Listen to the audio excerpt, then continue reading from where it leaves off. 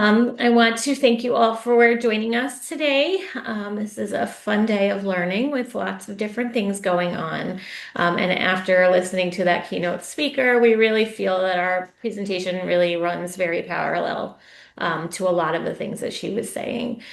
So my name is Laura Washington. I am the Family Support Coordinator with the Northeast Regional Early Intervention Collaborative. Just a little bit about me. I have a master's degree in early childhood education. I have worked in this position for about 5 years, and before I worked here, I worked in a childcare setting. So I started in childcare when I was in college. I was an infant room teacher, a toddler teacher, a preschool teacher. I moved to an assistant director, and then I was a director for about 10 years. I was in a private company-owned center, franchise center, as well as a family-owned center. And I left shortly after COVID, but I did manage COVID throughout the childcare world, as you know, was difficult everywhere. But my passion has always been helping the families. And there was a lot of times that I felt that the families needed more and I didn't know what to do, which really kind of led me to this job. So I'm very passionate about what I do. And I know we have a lot of different people here, a mix of early intervention providers, childcare professionals, and families. So we're going to try to speak to all of those perspectives as we go. So we're really going to talk today about what it really looks like to provide intervention services in a childcare setting.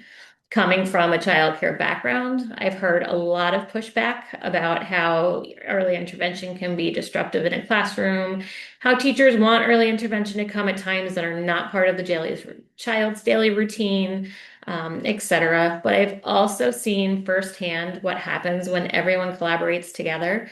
And that's really when the magic happens. And when you really see the child get the most out of our early intervention services. So we're going to discuss not just the what, but the how we collaborate, how we support each other, and how we make this work in real everyday routines. This is meant to be practical in real life. We know it's not perfect, and we can't always predict barriers that we might face.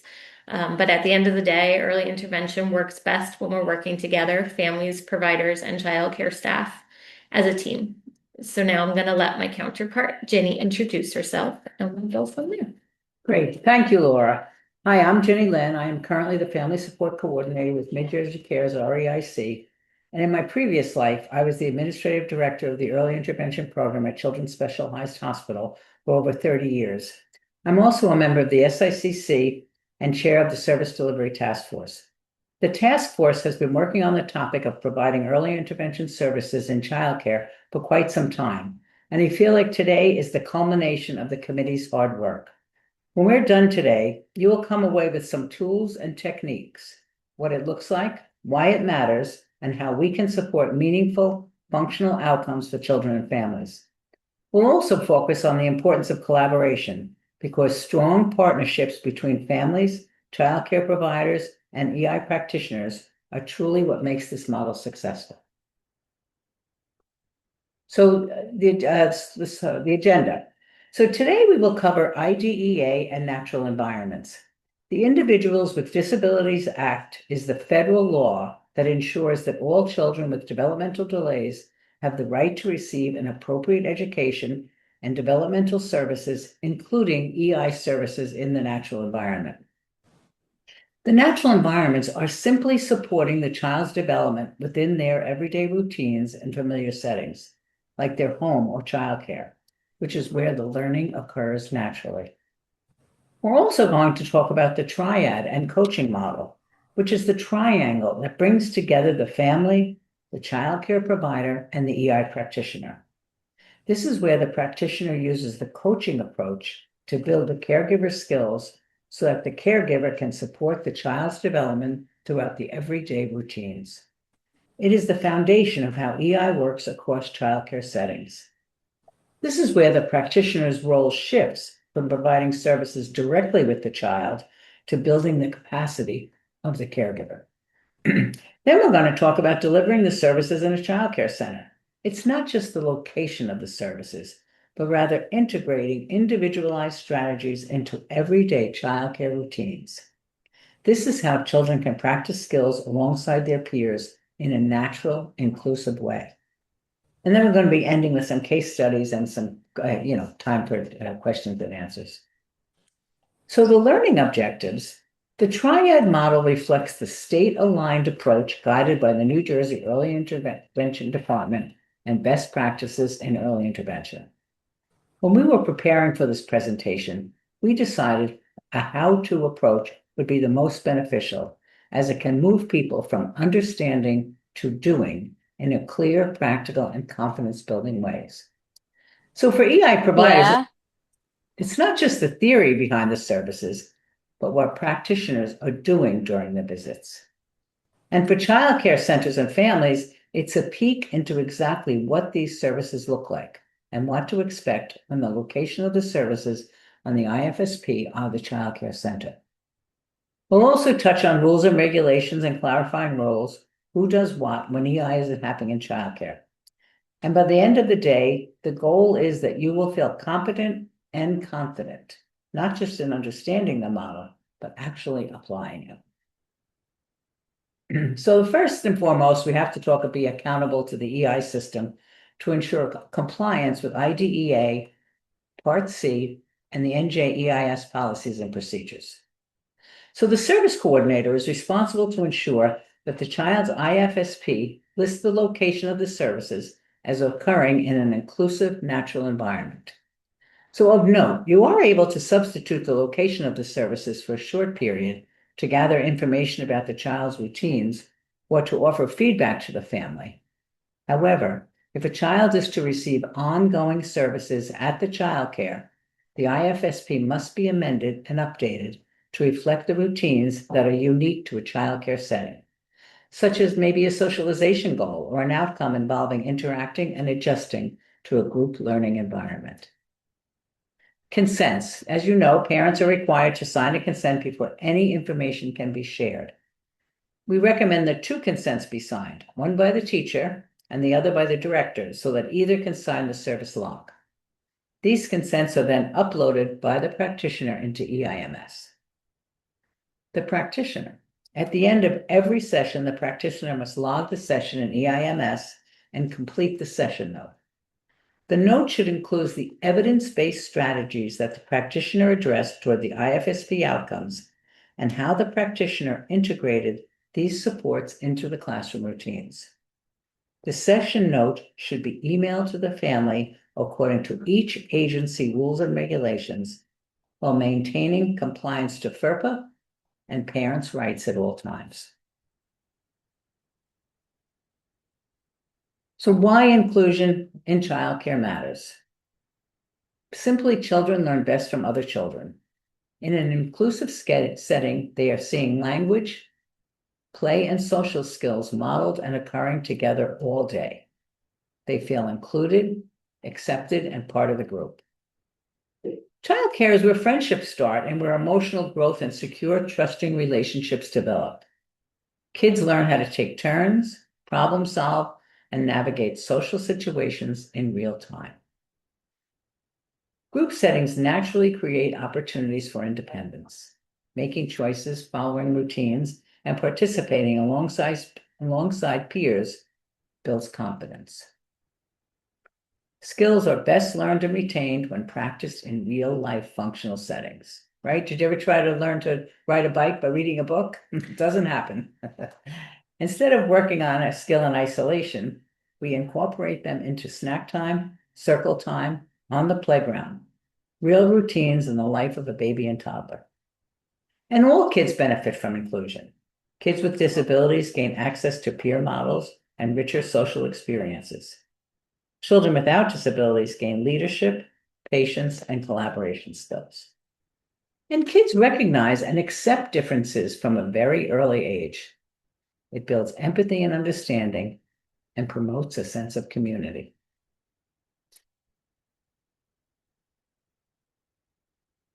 All right, so now that we've talked a little bit about why inclusion matters, we're going to shift gears into how we can actually make that happen. So we're going to talk a little bit about the guiding principles that are the foundation for early intervention, remembering that at its core, early intervention isn't about pulling a child aside to do therapy. It's about supporting development within the routines and environments where the child already lives and learns. So this can sometimes require a shift from all perspectives, especially a teacher in the classroom, as well as our EI providers. The shift is from the provider being the one doing all the work with the child, to shift to them coaching and supporting the adults in that child's life, which really piggybacks nicely off of Dr. Saxon's presentation this morning, the keynote. So whether you're a provider, a parent, or part of a childcare team, these principles all apply to us. So let's start with early relational health. And this is a phrase or words that we've been hearing more and more in the early childhood industry. It ties into all aspects of child development and is really the framework stating that child development doesn't happen in isolation, but rather through relationships. Children learn through the interactions they have with others around them. So that includes their parents, caregivers, child care providers, and DI practitioners. Each relationship gives them opportunities to build connection, to work on their communication skills, and to build trust with different people in different ways. In a childcare setting, that means children are learning not just from one adult, but from a whole network of support. There can be multiple teachers in the classroom, they're learning from the other children in the classroom, etc. So, this is why early intervention focuses so much on coaching caregivers. Because the more confident and supported the adults are, the more opportunities the child has to learn throughout the day. Childcare providers are really in a unique situation, and play a huge role because they are with these children all day long. They're really part of the relationship networks. They're not separate from early intervention, they're essential to it. So, with that in mind, let's look at how these relationships show up within a natural environment and daily routines.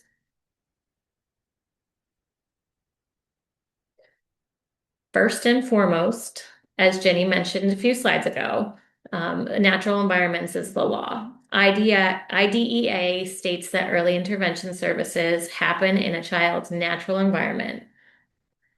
Besides that, think of a toddler that might be coming into a new childcare setting, for the first time and how they adjust.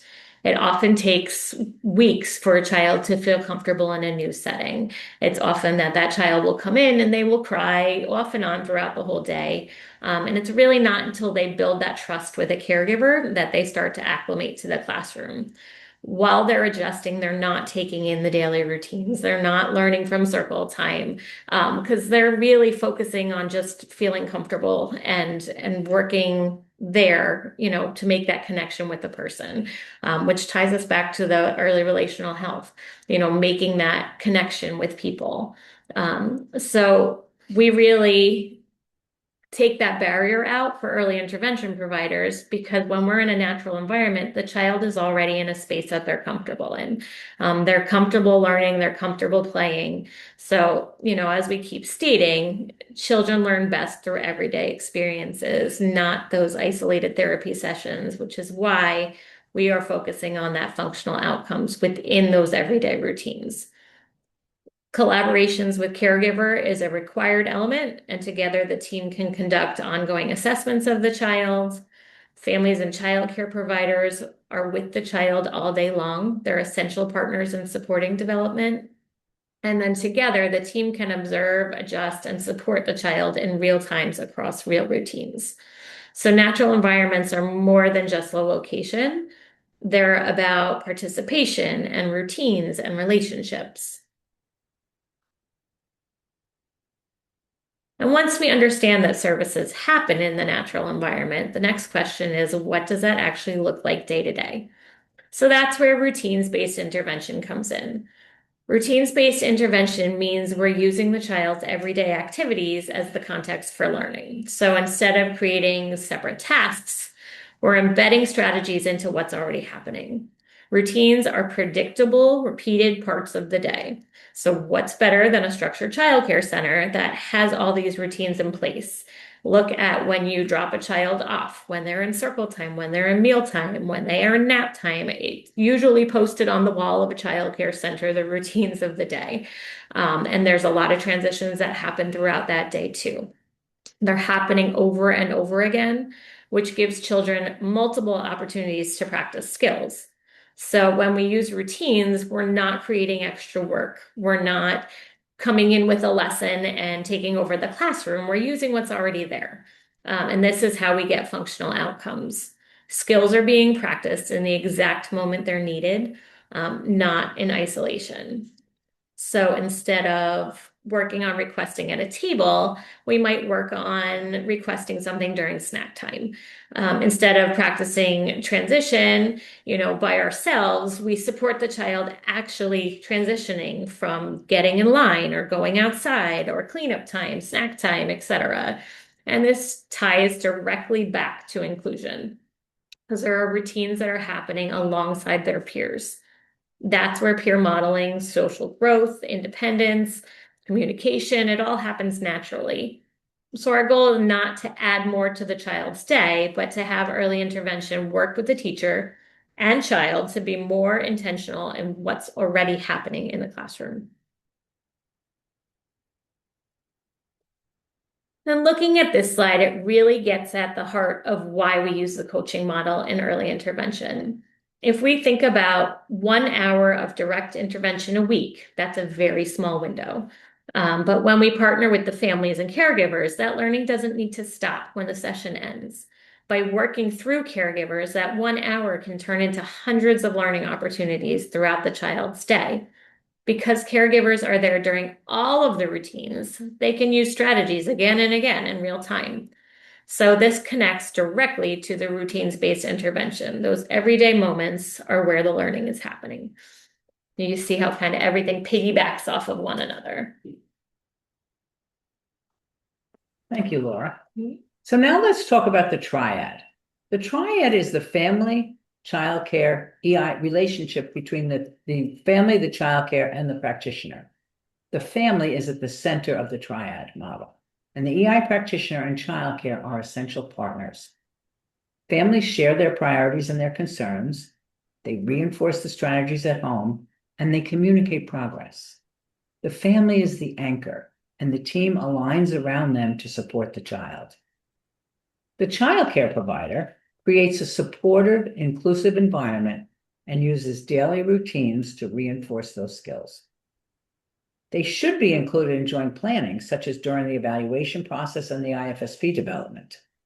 And they practice and modify the strategies, they reflect on outcomes, and they provide feedback.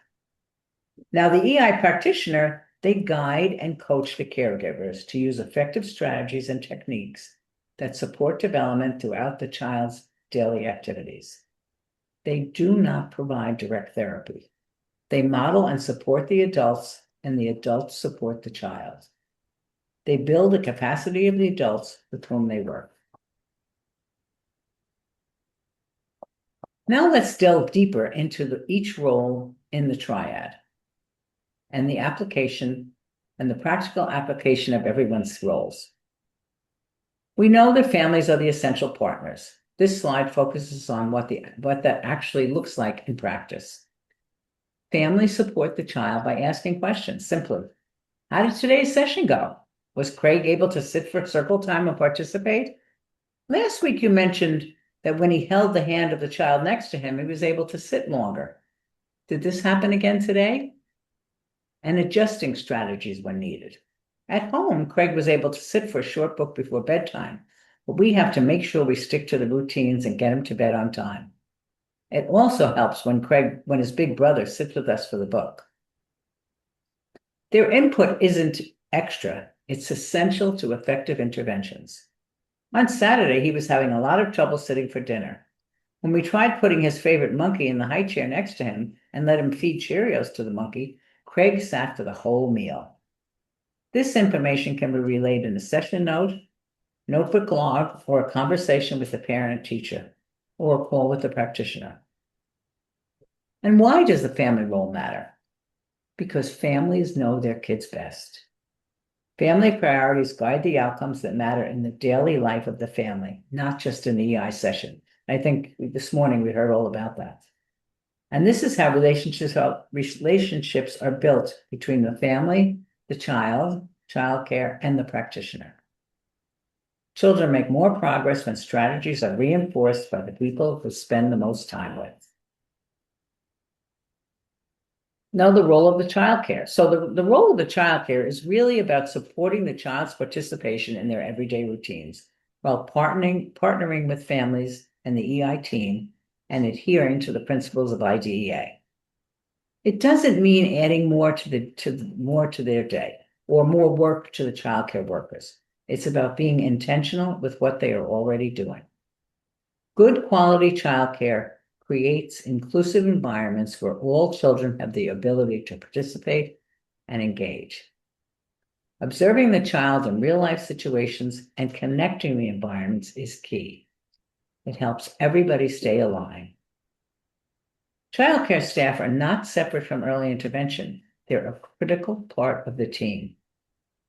Childcare staff align with the EI practitioner to support development, try new strategies, share what works while problem solving and celebrating each step forward. The role of the practitioner. Lastly, ending with the role of the early intervention practitioner. As we mentioned through this entire presentation, we follow the coaching model, which ties back into the triad. EI supports the adults in the child's life. As Dr. Sexton said this morning, individualized coaching can be dialed up or down based on the needs of the caregiver. This is where you use your education and skills to guide the coaching. We do not provide direct therapy to childcare. We use our skills to transfer knowledge to the caregivers. We support adults, and the adults support the child. And also, as Dr. Sexton said, it is the recommended model, and it reinforces the brain chemistry of the caregiver when they are actively engaged in coaching.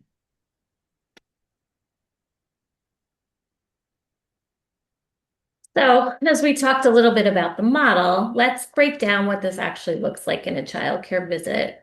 We're going to look at three parts: before, during, and after a provider comes to the center. So each visit isn't just a session, it's part of an ongoing cycle of planning, support, and reflection. So starting with before the visit. This is really speaking to the EI providers, but we want to first make sure that the family understands our coaching model within a childcare setting and the appropriate consents are filled out. And then we want to collaborate with the family and the center to schedule a time that reflects the child's real routine and it ties into their IFSP goals. It is expected that the provider arrives on time, follows protocol of the center, etc. So keep in mind that you are a guest in a childcare setting, and your main goal in the beginning is to try and build a relationship with the director as well as with the staff in that child's room. So before we jump in, we want to ask for updates on the child. We want to get to know the teacher. This helps to build the relationship with the center staff. What's going well? Are there any new challenges? What have you done that's working? Really, like Dr. Saxon was saying, we're trying to get them to understand the big wins and the little wins and what have you been doing throughout the day that are those little wins. And you also want to make sure that you're clarifying why you're there, and what the focus is. We're not just showing up, we're coming in with a plan tied to the IFSP outcomes. So if it's something around mealtime, we should be coming at snack time or lunchtime and explaining that to the teacher, so that they're understanding why we're coming at that point in the day and what it is we're trying to get out of this. And then what are they doing that's currently working and what can we improve on and how can we help them? If we're going in as partners, I feel like you are really gaining their trust, and working together in collaboration right from the beginning. So once we set that all up, we want to look at what happens during the visit. So we're in the center, and this is kind of where everything we're talking about comes to life. We're joining what's already happening. So this could be circle time, this can be playtime, this could be snack time, this can be the playground time, or transitioning from one activity to the other. We're joining in on what's already going on that day. I did mention before, childcare centers have a agenda on the wall with their schedule for the day. So looking at that with the teacher beforehand and just saying, okay, we're really working on transitions. So what's the best time that we transition the most? And where does this child have the most trouble with transitioning? Is it before lunchtime because he's hungry? Is it nap time because he's tired? So these are all things to keep in mind. And a really big part of the first visit is observation. We're watching how that child is participating. We're watching how they're interacting and responding within routines, how they're responding to their peers.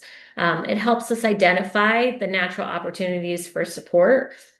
And really, with the help and partnerships with the teachers, you'll be able to kind of come up with the game plan for the best timing and best way to reach the goals on the IFSP. So from there, we're embedding strategies into those routines. So this might look like adding hand motions to a song, using puppets or props for an activity, offering choices to support communication, using each child's name to encourage participation. We're taking what's already happening and making it more intentional.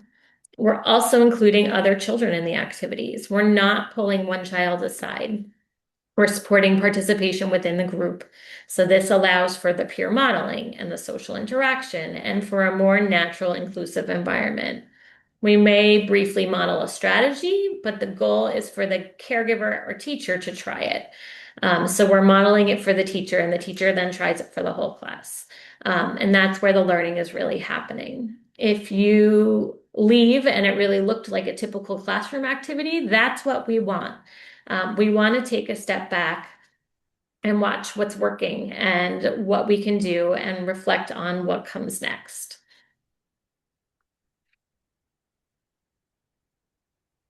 After the visit, we don't just leave.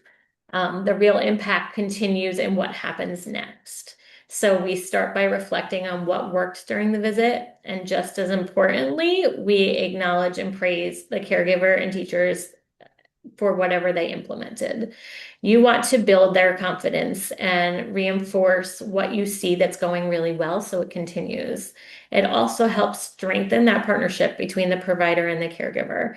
From there, we plan the next steps. This isn't the practitioner deciding alone. It's a shared conversation. You know, Johnny did really well when we were in circle time, but he was struggling going from circle time to snack time. So what can we do next time? Have you tried anything? What can we do in the future? And then have you tried this, this, and this? And they can tell you what they've tried and go back and forth. If you have resources or handouts, they might be helpful. It's just really focusing on the strategies that fit into the everyday routines. We also make sure to connect with the family. This keeps everyone aligned and supports consistency across home and childcare. And of course, we complete all required documentation. So each visit is part of that ongoing cycle. And then we want to plan, support, reflect, and build on what's working. Great. So best practices. In conclusion, these are the best practices that we want to adhere to. Embed evidence-based strategies in the routines. Services should be occurring at different times, just as Laura was just saying, different times throughout the day. Yes, it's circle time, but also on the playground, or making art projects, during free play activities, meal and snack times. These are all activities where the practitioner can address outcomes and provide coaching strategies for the childcare staff. Partner with the caregivers. Families and childcare providers are with the children all day. They are the ones creating the learning opportunities. They help children engage with one another. They support friendships and social learning. They notice what the child is doing across the day and communicate what is working and what is not working. Strategies must align with the IFSP outcomes. Everything we do should connect back to the IFSP outcomes.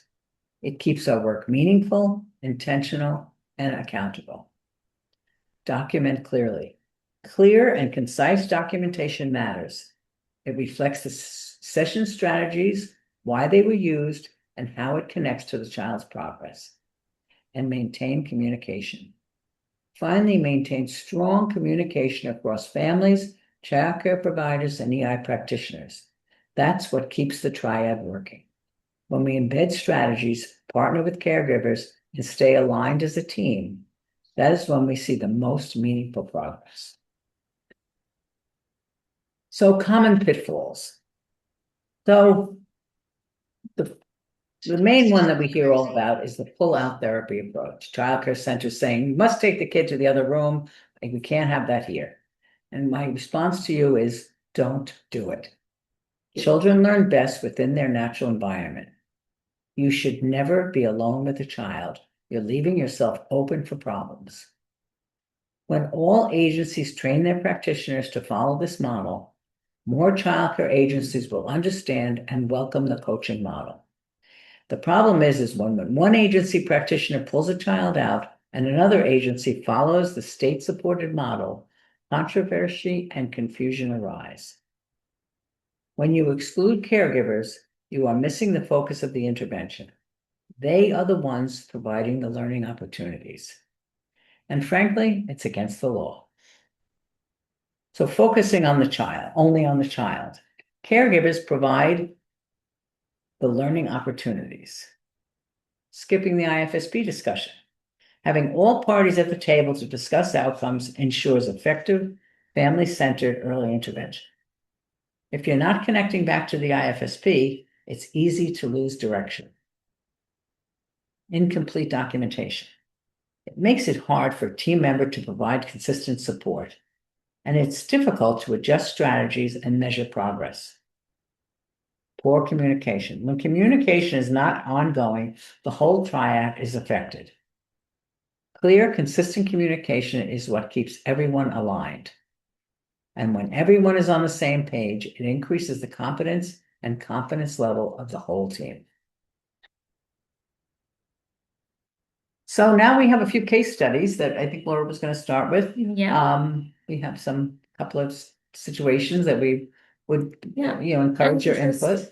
Looking back in the chat too, somebody wrote that this model where EI practitioner supports the early child care provider is not the model I've experienced. And like we said in the beginning, nothing is perfect. So this is the model that should be followed. So we just wanted to introduce kind of what it's supposed to look like.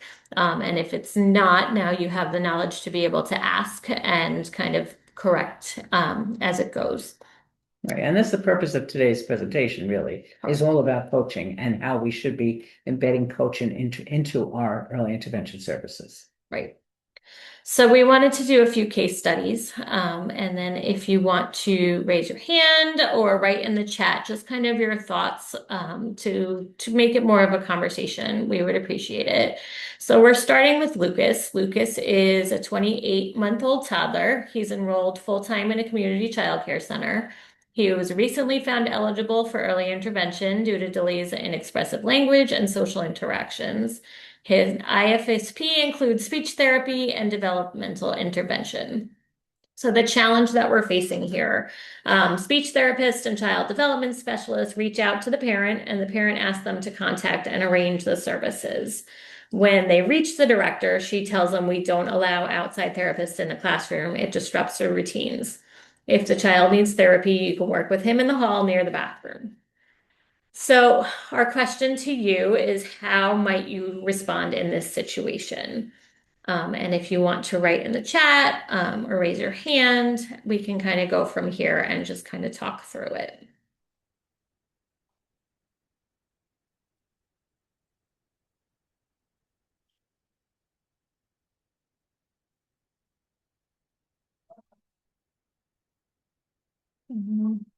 Is that chat? I'm just having trouble seeing participants.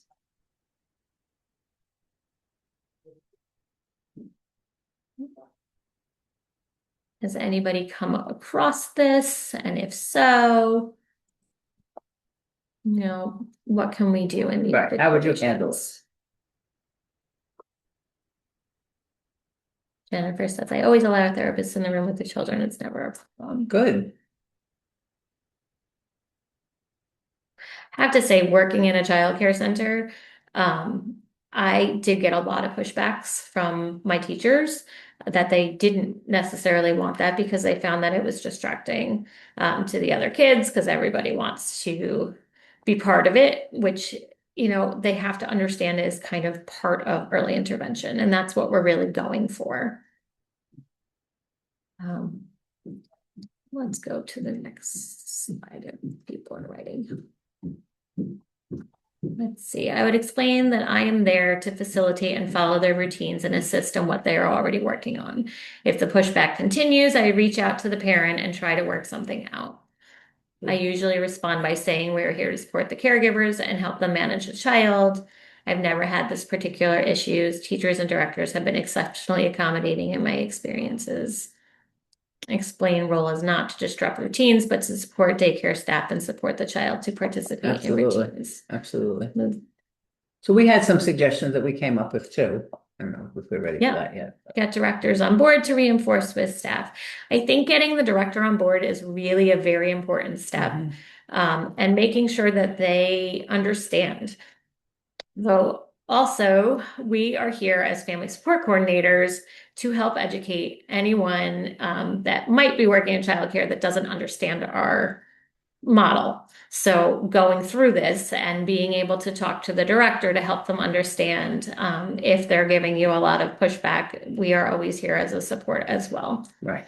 And one of the things we stress is that, even before the sessions are starting at the child care center, if you involve the center in the planning, in the IFSP development, and even in the evaluation, if possible, it really brings them on board so much earlier that I think they do tend to understand the model better. Yep. So some of the talking points that we have here, are things that have already been said. But we both want the same things. We want to help Lucas succeed in the classroom. And I think anyone that's working in a childcare setting, their goal is to help children as well. They love children. They wouldn't be there if they didn't. So really focusing in on that partnership that we really just want to help him succeed and here's what we can do and we want to help you be able to help him, just that partnership there, talking about how natural environments is the law. So being in that classroom is really the only way that we can work in the childcare setting. We can't be pulled out. And childcare have restrictions as far as fingerprinting and carry checks, which I know is a problem in some centers, but it shouldn't be because you are never left alone with the child. Those are put in place for people that are left alone with the children. So not only is it the law, but it also helps with that conversation because you can say, I'll never be alone with the child. That's not our model. So I can give you the fingerprinting and the background checks from our agency, and that should suffice. Somebody asked, I'm curious, do you suggest that a child is ever in the hallway or a therapy room? Does it have a purpose too? I think it does have a purpose, but not within early intervention.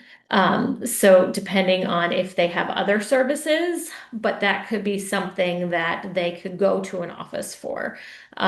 Because really we're working on those routines and that routines-based intervention and trying to get them to acclimate within the classroom. You have something different? No, absolutely, I agree.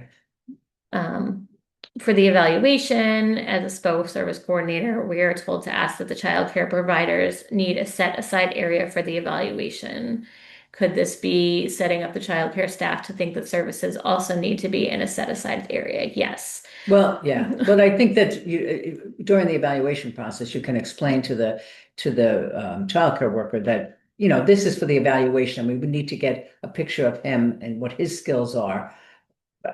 I saw outside of with the other children, but when the services happen, they will happen within the routines of the childcare. So I think it's, as everything, a conversation is important. And the parents are part of the evaluation process. So when an evaluation is done at a childcare, we do ask that the parents are present for that evaluation. So Yep. Most it's families within the child cares that I've worked at, we don't ever do it in the child care. The evaluation we'll do home and then services we could do there. okay. We That's- actually, in my past job, we Yeah. did so do some. Yeah. Somebody asked, how would you address if HIPAA comes up? Some people might say it needs to be in a private area for privacy reasons. Well, that's not our model. I would say if the family wanted privacy and didn't want the child care involved, then they should opt to have their services at home. Let's see. Yeah, somebody said they explained the EI approach on the first session to help get a better understanding and create a better understanding. And really, at the IFSP development, it should all be ironed out and so the family understands exactly what the services look like. Yeah. If there's anything else on here that we haven't really discussed.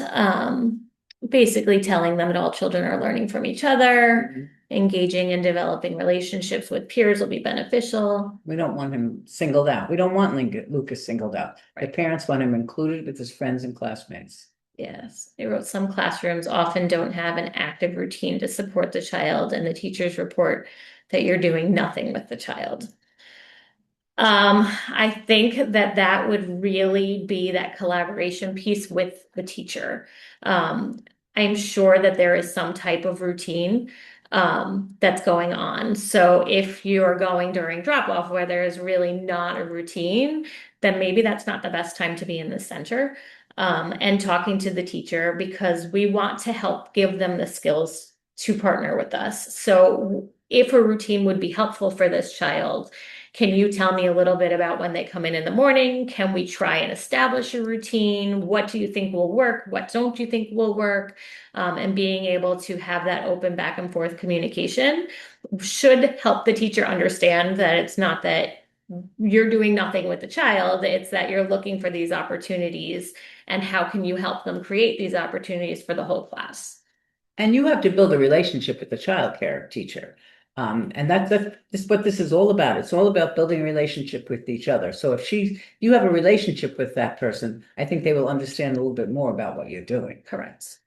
Correct. And saying, the IFSP says this, and this. So let's work on how do you think we can work on this together? So Lisa asked, stairs are something to work on, and I've asked the director if a staff member can accompany us. I'm not always around for the transition to the playground or other activities on the floor. Any other ideas? I would ask a staff member or the director, or to see if maybe they'd be willing to change their schedule to do outside time at a different time if that's possible. Um, it would really depend on the conversations you're having with the teacher. One teacher prepping, one changing diapers, children are roaming. So that would be a conversation with the teacher too.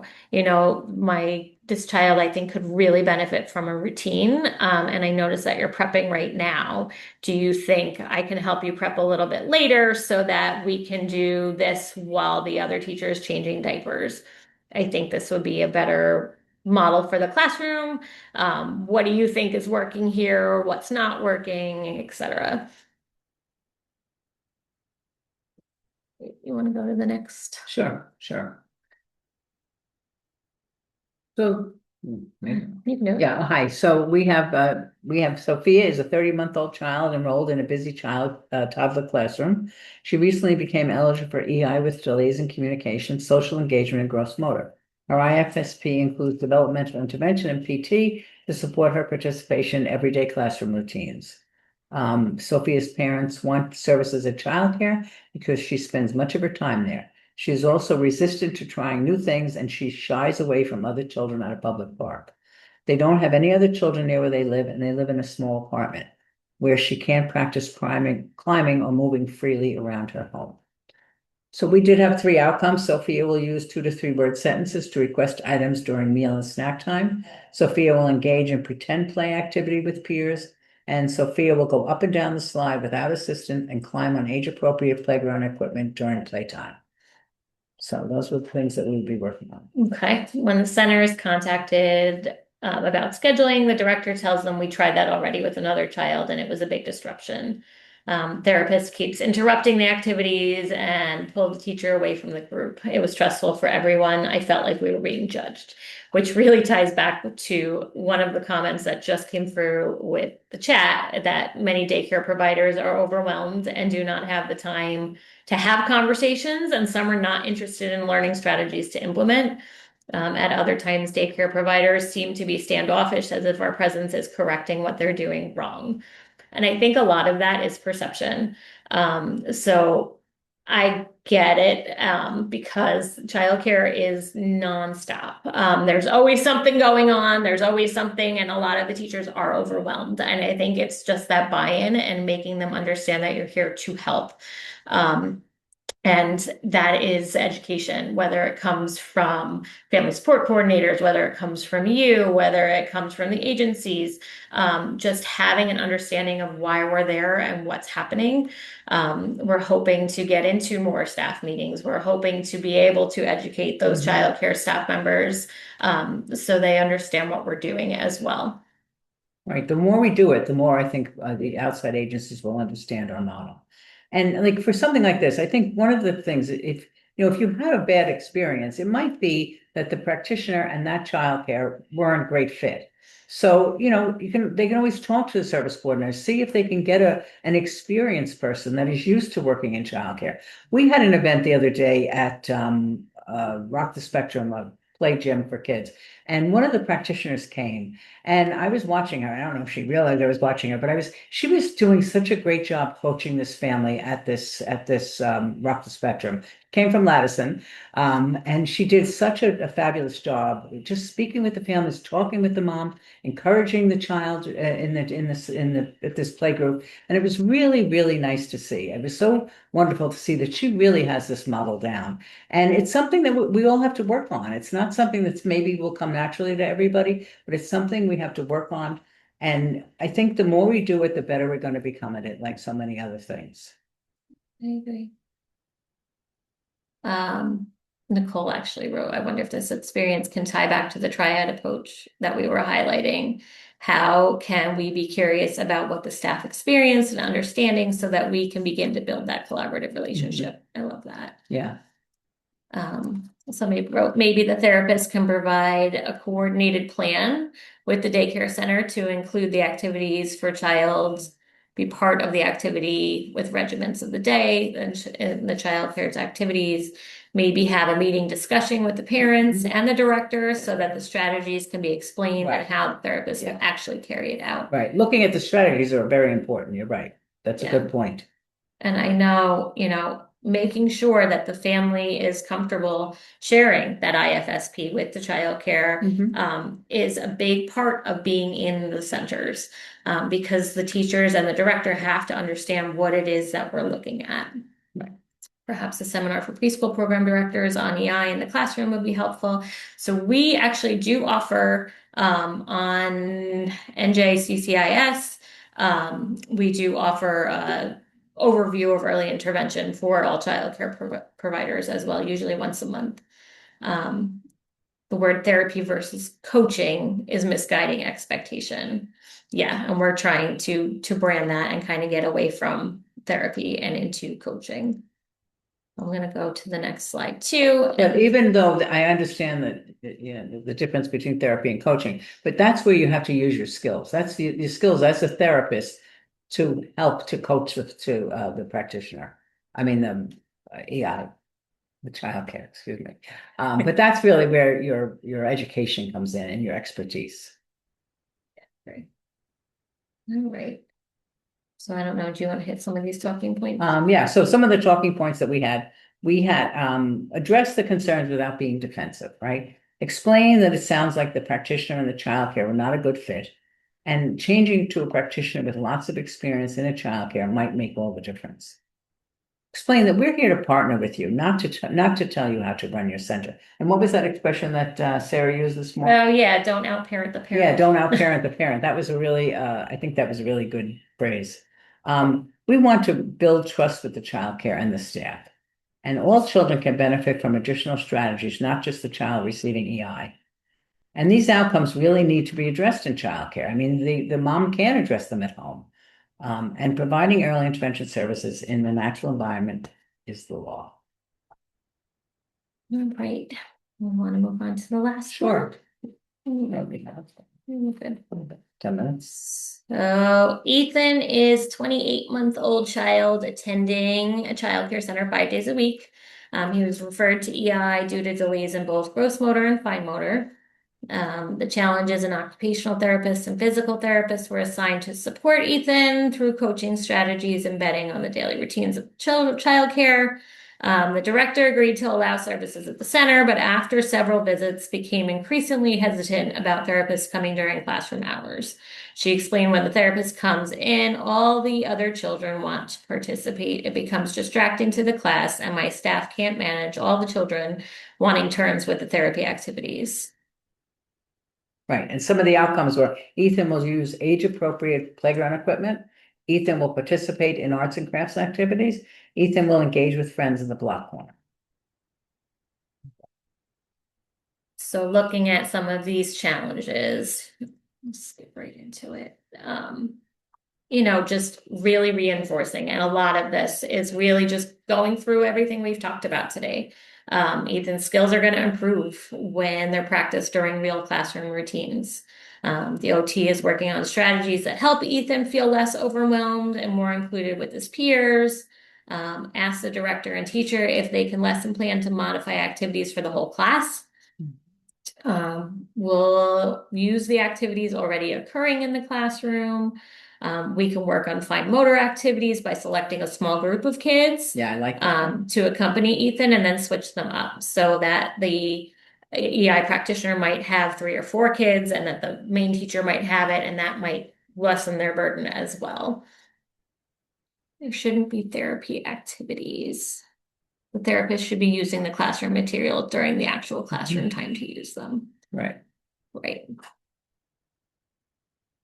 So really going through all of this, looking at this last slide, we want you just to take a minute to think about all the things that you've heard today and thinking about one strategy that you'll strengthen, one communication improvement you can make, and one partnership you're going to prioritize. And just take a few minutes to kind of think about that in your head.